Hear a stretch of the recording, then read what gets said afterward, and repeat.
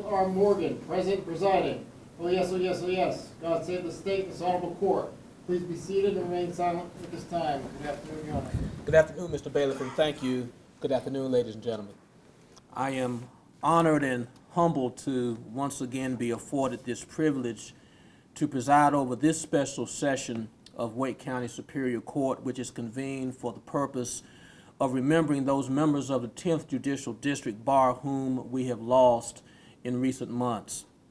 I recognize and thank all elected and public officials, including my judicial colleagues, and fellow members of the bar who are present for making a concerted effort to be here this afternoon.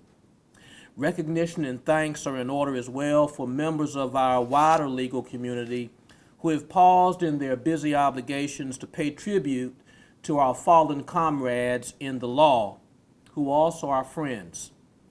Appreciation is likewise extended for the dedicated and detailed efforts of the 10th Judicial District Bar and the Bar's Memorials Committee for understanding the need for us who spend our lives in the legal arena to have a forum in which we can collectively remember, admire, and treasure those whom we miss. I'm personally grateful to Robert, should I say, Superior Court Judge Donald Stevens, our senior resident Superior Court Judge, for the faith and confidence to entrust this important court session to my care one more time. And thankful to the planners of this bar program for their continuing welcome of me and my involvement here. And certainly the deepest and widest expressions of acknowledgement and gratitude are extended to you family members, loved ones, and friends of our departed comrades in our legal profession. For it is enriching for us who served in the law with them to share our memories, observations, and emotions about them, not only with one another, but also with you as well. So thank you for this opportunity to do so with all of us being present at this time. At this time, the court recognizes the esteemed president of the 10th Judicial District Bar, Brian Beverly, in whose capable hands the facilitation of this memorial service are now placed. Please, the court. Good afternoon. And I would be remiss if I did not immediately recognize your election, Your Honor, to the North Carolina Supreme Court, so I offer you my heartfelt congratulations. Thank you. Good afternoon, everyone. Again, I'm Brian Beverly. I have the pleasure of serving as the president of the 10th Judicial District Bar. Judge Morgan has eloquently stated the purpose for our occasion, and I need not belabor the point. So at this time, I'm glad to yield the floor to our Memorials Committee Chair, Andrew Chaffee, and Vice Chair Brian Oakley. Mr. President, members of the bar, members of the committee, and all of you, thank you for coming here today and joining us and letting us honor your loved ones. We are not here today to mourn your loved ones, but to celebrate their lives, and we gather to honor four giants of our legal profession, and perhaps to see a side of each person honored that we may not have seen before, and to remember and cherish parts of those people that we do remember and honor.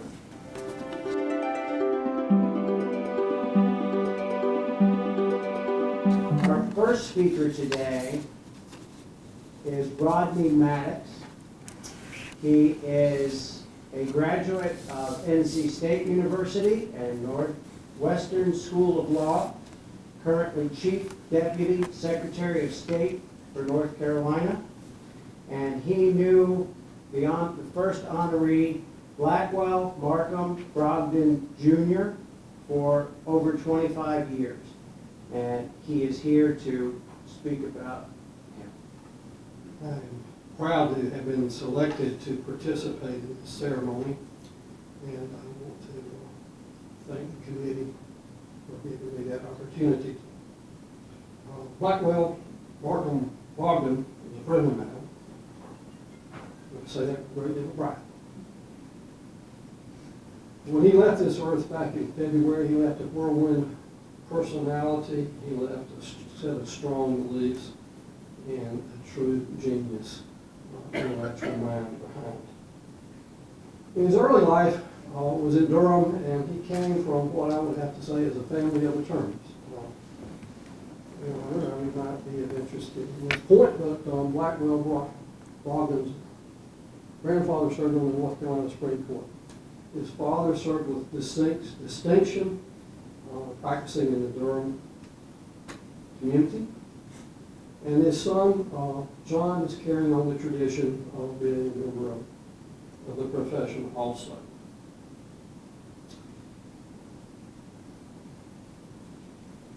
Blackwell's survived by his mother, brother, and 6 sisters, some of whom are with us today. And we're also in the presence of his beloved wife, Deborah. And in addition to his son, John, he had stepdaughters, Heather and Meredith. When I asked the family members what they thought about Blackwell, the phrase that came back over and over again was devoted husband. In terms of the things that people get credentialed for, such as education, Blackwell was a graduate of the high school over in Durham. He graduated from Appalachian State University in 1974 with a degree in computer science and industrial arts, and later attended the University of North Carolina at Chapel Hill and received his Juris Doctorate degree there in 1977, the same year he was admitted to the bar. Now, so much for some of the dry statistics and things. Blackwell began in the profession practicing with his father in Durham for a couple of years, and then he moved on to serve with the North Carolina District Attorney's Office over in Durham, when now Judge Ron Stevens was the district attorney. From there, he went to the Attorney General's office, where he served in the highway section and dealt with a number of, as is wont, contract disputes and other unhappy people, as well as handling civil and criminal cases on behalf of the department. In those days, the Attorney General's office was not as large as it is today, and when you were there, you did some of just about everything. He then moved on to what I think was really his professional love, and that was the Real Estate Commission. And I think there's some members of the staff that served with him in the audience today. He was there for over 20 years. He handled a substantial amount of complex disciplinary cases. He engaged in drafting all sorts of things that were beneficial to the profession and as well as his client. And we were able to eventually secure his services over in the Secretary of State's office in 2007 after he had left the Real Estate Commission. And he was assigned as an enforcement attorney to our securities division. And that particular division administers the Uniform Securities Act, the Investment Advisors Act, and the Commodities Act. And these are actually very complex things. And it was amazing to me how much Blackwell had learned from us while he was over at the Real Estate Commission. Because you see, at the commission, there are many times when the cases between the Securities Division and the disciplinary things, the transactions that come to the government's attention involve real estate as a security. So we, in a sense, felt like he was a colleague before he even came to join with us. But he was able to match his encyclopedia-level knowledge of real estate law and developing a knowledge of the laws of the field of securities. I would think there would be very few people we'll ever encounter that could master to the depth he did the bodies of law that he did. Blackwell's mind was one that he could sit there and quote statutes and cases far beyond the endurance of his colleague, and I fear sometimes maybe even beyond the endurance of the bench. But I never saw him in error, except on a rare occasion or so, and he always caught himself and went back and cleaned up his own errors. Now, how was he practicing law? We utilized Blackwell in situations with people like Bernie Madoff, which of course I'm sure you've heard about the gigantic Ponzi scheme that he perpetuated for decades up in New York. But there were actually North Carolina victims here, and Blackwell was the lead attorney here that represented the victims here. And it also, he did a lot with Wall Street. He actually was the lead attorney and developed the case before he became the lead attorney on the E-Trade case, where there were literally millions and millions and millions of dollars returned to investors as a result of that proceeding. I mean, there's so many examples I could give you that Judge would probably tell me to sit down after a while. But if you want to hear about more of them, please talk to me after this proceeding, and I'll be happy to hold forth as long as you and my endurance continues. Blackwell was a ferocious advocate, and he coupled it with a courteous demeanor. For him, law was not a trade, it was a passion. And he, without a doubt, had a genius level of legal acumen and a memory that I would just have to say was awesome. Now, we indulged his penchant for drafting things in the Securities Division because the other attorneys would kind of hold back. It was kind of like being in the French Foreign Legion and they ask for a volunteer and everybody else steps back and there's Blackwell and he's stepping forward. And he would basically do that in addition to his normal enforcement caseload. And there were times when he did other things. I think I saw Zesley Hayslip in here a minute ago. Okay, Zesley and Blackwell actually extradited a stockbroker from New York on one occasion for churning. And Secretary Marshall, churning, for those of you that aren't familiar with it, is when a broker just sells and buys the stock, 20 times a day until they burn up all the assets. And the Secretary got an incredibly awesome letter from a Wall Street firm saying that we just couldn't take this case forward because the stock markets would just freeze up and cows would stop giving milk and so forth. But in any event, we saw it through, and there's still echoes of that case floating around. But nobody's got any doubt they can get extradited from New York now. I would say that Blackwell lived, and this is not me quoting somebody, I made this one up on the fly here. There was no one too small to help, and there was no one so big to be afraid of. And that's the way he practiced law.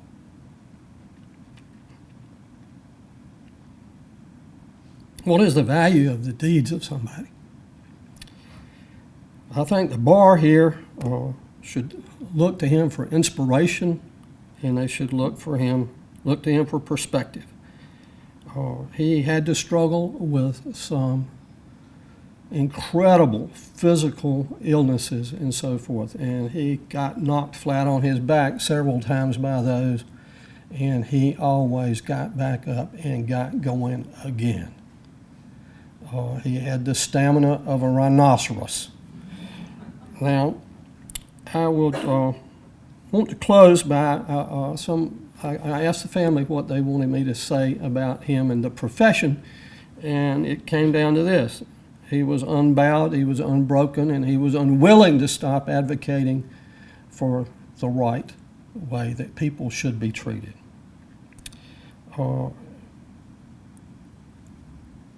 In conclusion, I would like to use someone else's words again, but this is what I feel about when I think about Blackwell. It's a poem by an Australian of 200 years ago named Adam Lindsay Gordon. And mercifully, it's a brief one, but it says what I want to say. Life is mostly froth and bubble. Two things stand out like stone: kindness in another's troubles and courage in your own. Your Honor, that concludes my remarks for the day. Thank you.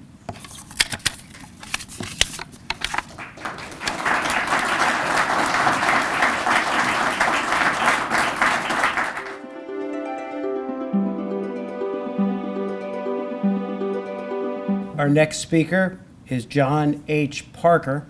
He's here to tell us about his former partner, Thomas Roberts Cannon. Mr. Parker is a graduate of University of North Carolina at Chapel Hill. and of the University of Tennessee Law School. Mr. Parker. Allow me to be the first to make reference to Justice Morgan. If I'm not out of school. You are not out of school at all.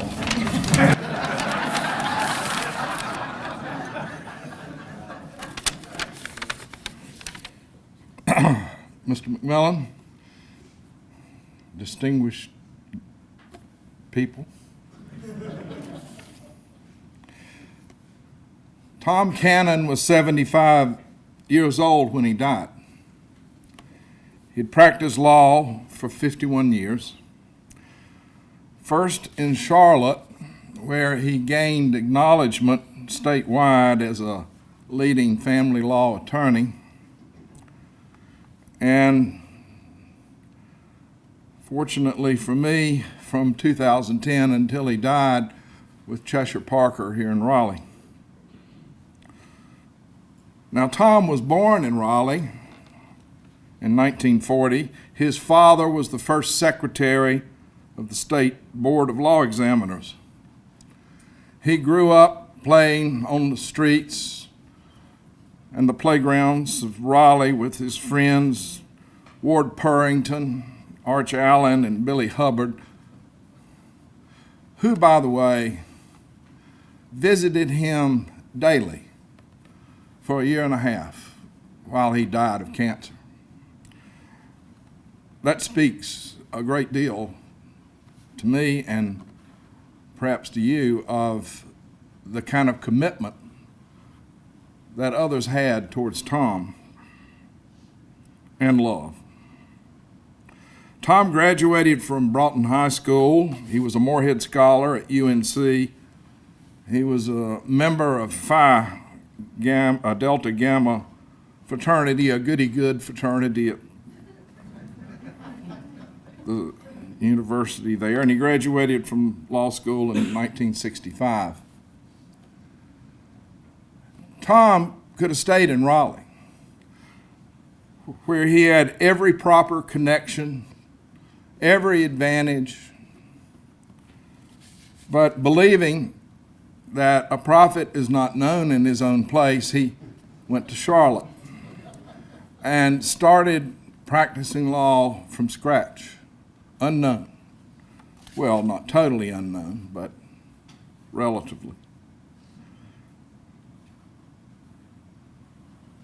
I have been told that there were 3 domestic lawyers in Charlotte that had all the big cases for years and years and years. It was Bill Deal, Fred Hicks, Tom Cannon.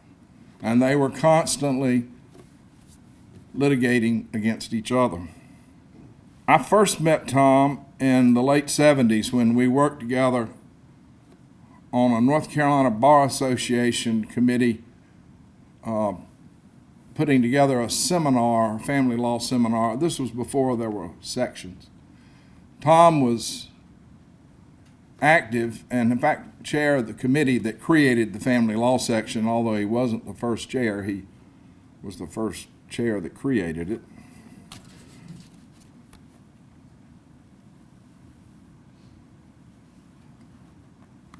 Over the years, I got to know Tom better.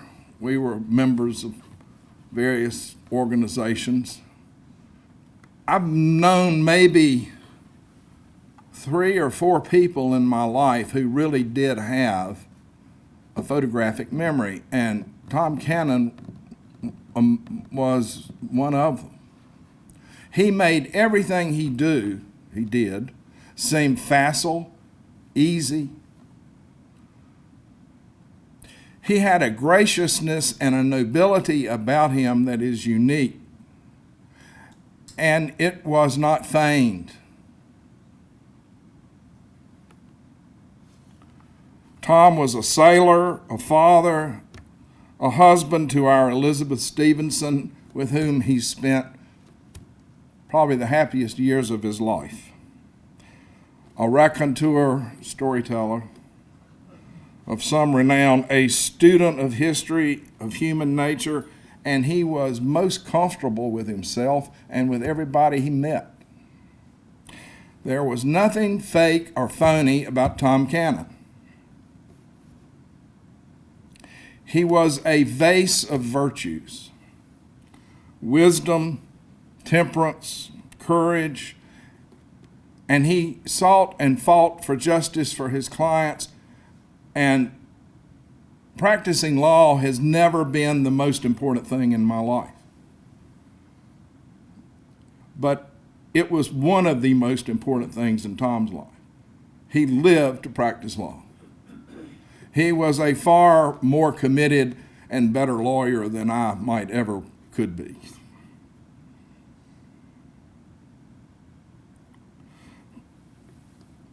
Tom was easy on himself, he was easy on others, he was polite, he was courteous, he was kind, and he was caring. Will Durant, the historian, wrote, "To speak ill of others is a dishonest way of praising ourselves." Tom did not speak ill of others. Tom earned and deserves our praise and our respect.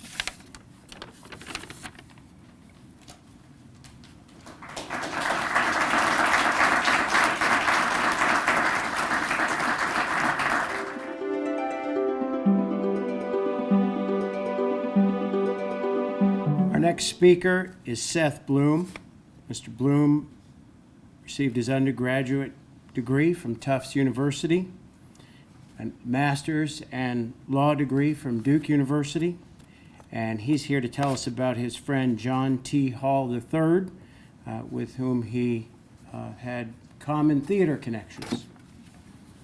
Jack lived 77 years, and I met him about 2/3 of the way through in the early 90s when Jack was directing my then girlfriend in a production of Glass Menagerie at the Durham Arts Council.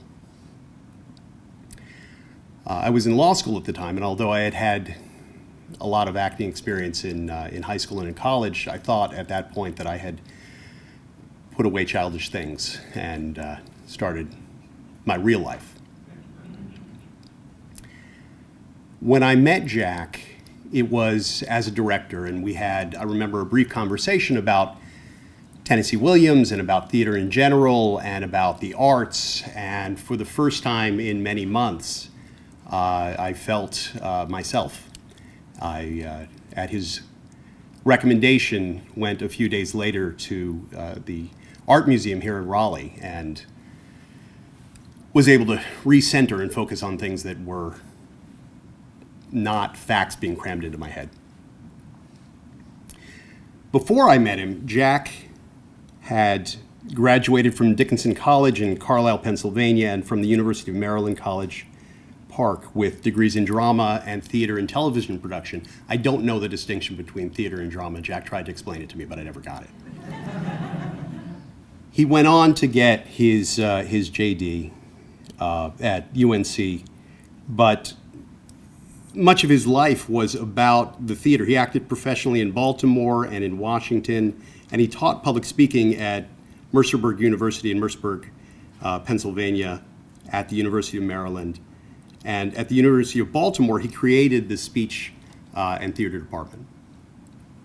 Later, he taught at NC State a number of subjects. He taught on public speaking, he taught on communications law, and he was there for 10 years. I met Jack again about 5 years out of law school when I had moved to Raleigh, and he and I were both cast in a production of Twelfth Night. Jack was playing Toby Belch, and I was playing Feste. And for those of you who don't have an encyclopedic knowledge of Shakespeare, Toby Belch is a larger-than-life character. He is he drinks too much, he eats too much, he parties too hard. Feste was a smart alecky clown who followed him around and made fun of him, and it was really the definition of our relationship from that point forward.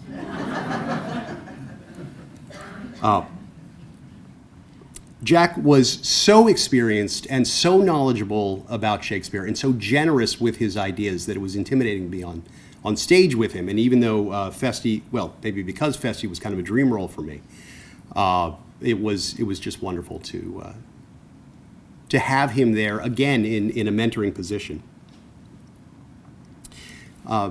Over the next few years, he and I and a lot of other theater folks settled into a regular Sunday brunch group, and I learned as a result of that Jack was teaching at NC State. And so when I was given the opportunity to start teaching at UNC Law School, I immediately went to him and asked for his advice. And Jack, being Jack, was incredibly generous and offered to come in and help teach the first few classes that I was teaching. And we began a regular gig over many years. Jack would come in and help me teach the first few classes of trial advocacy, which is what I was teaching and continue to teach. Jack was so experienced in teaching, so experienced in speaking, so experienced in trial advocacy, having tried more cases than I could even begin to imagine as a prosecutor here in Wake County, and then later as a defense attorney here in Wake County, and then even later than that as an appellate advocate in criminal cases, that I was almost embarrassed to introduce him. And just again, for those who don't know, there is a great honor that's given out by Raleigh Little Theater, which is one of the bigger theaters here, called Canty Award. It's given for actors who have distinguished themselves in some way that year. I've won one, and so I would tell my class I've won a Canty Award. Jack here has won more than one. Jack, how many of you won? And Jack would sort of smile shyly, or what looked like shyly, and say, 8. I just read in his obituary he won 9.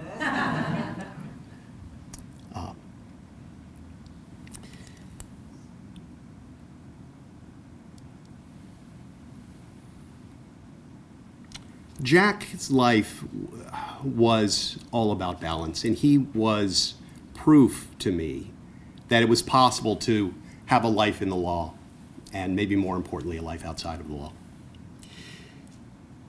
In recent years, it became too physically demanding for Jack to drive to the law school, and so on the days that he was teaching with me, I would pick him up and drive him there, and it was another of the many gifts that he gave me, because it was an opportunity for the two of us to trade stories.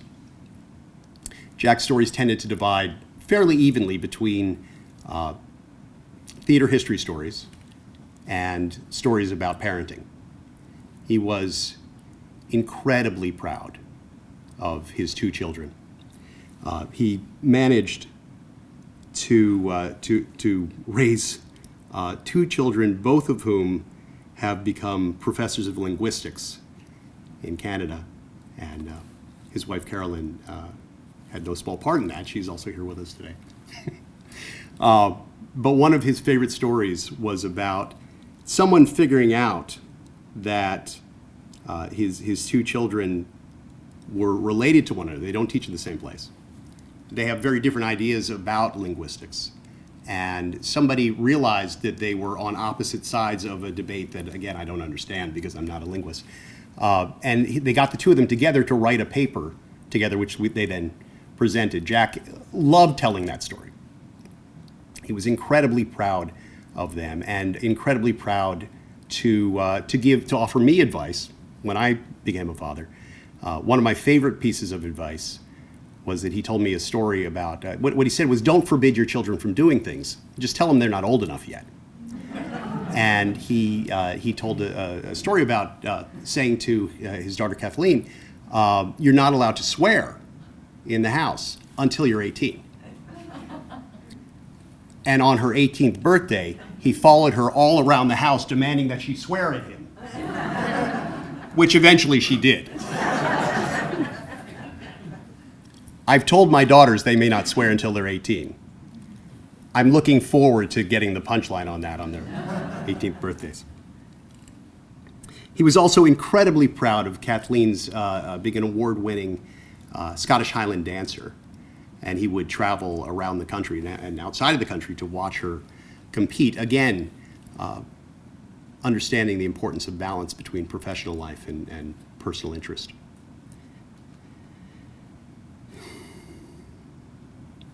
Jack blazed a trail for me. He showed that it was possible to live in two worlds. And there are a handful of us now, lawyer, actor, professors. Jack has left us, and we are now going it alone. But it is a lot easier because he drew the map. I am better at everything I care about because I had the good fortune of stumbling into him and the small wisdom to shut up and listen. He was an important man to me, to all of the people in the community, and probably most of all to my daughters. Thank you, my friend.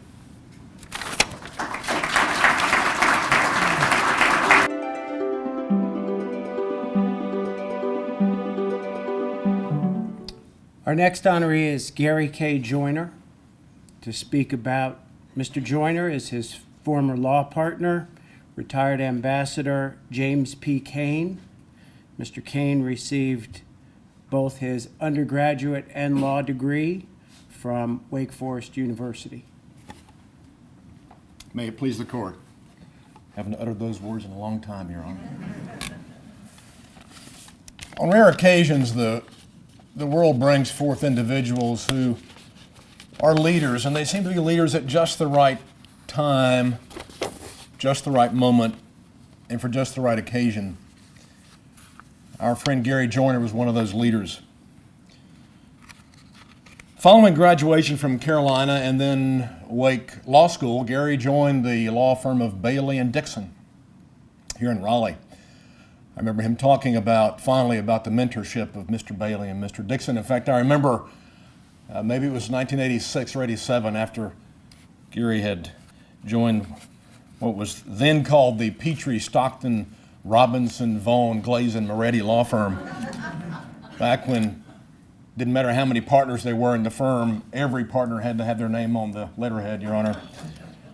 Gary walked into Ballantyne's cafeteria with Fred Hutchison and me and excitedly introduced us to Mr. Bailey and Mr. Dixon. Gary joined the Petrie Stockton firm then in 1986. We were perhaps 50 lawyers then. Gary served as a long time as a leader of that firm, as a member of the firm's management committee, and helped to grow that firm from 50 lawyers and 3 offices when he joined to 20 offices and over 1,000 lawyers now. But just at the time that North Carolina was moving from an agrarian and, you might say, industrial economy to a service and knowledge-based economy, Gary became one of the leading real estate lawyers in North Carolina, helping to nurture and grow our region into international prominence. Gary's longtime client, Gordon Grubb, described Gary as, quote, more than a lawyer, he was my counselor, my advisor, and my good friend. Bubba Rawl, with whom Gary labored alongside to conceive and develop what we now know as Chatham Park, said, quote, no matter the deal, Gary acted more than a part of the lawyer.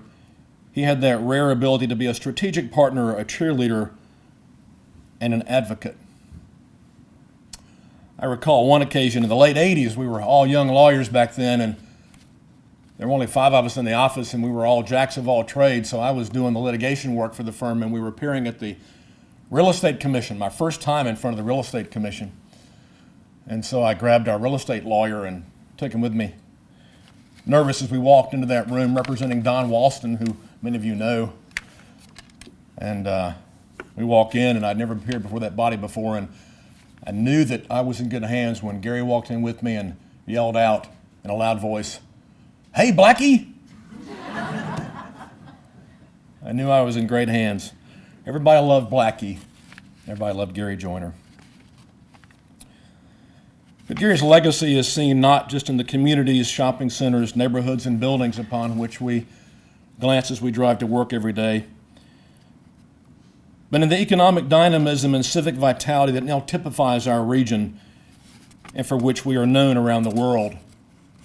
The Greater Raleigh Chamber of Commerce, the Wake County Economic Development Commission, the Research Triangle Regional Partnership, the Research Triangle Foundation, all of which Gary led as chair or director.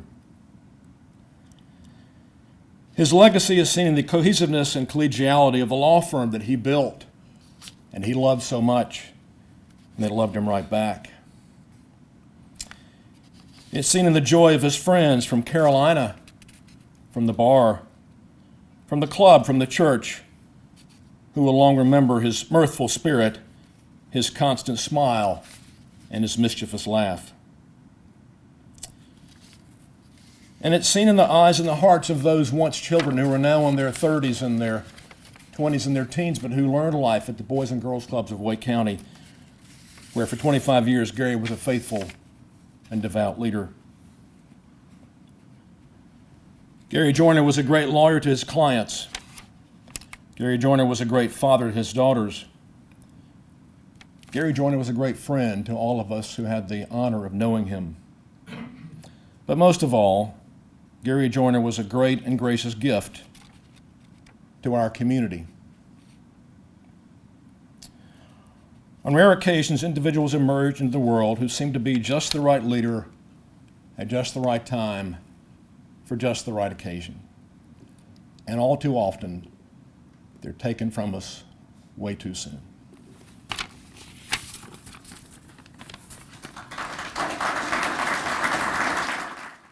I'd like to say thanks to all the members of the committee, some of whom are here today, our clerk of court for improving our audio and being on our committee, videographer Brian Miller for Frontrunner Productions for taping this, and the families are eligible to receive a DVD of this or some format that's probably newer than I am.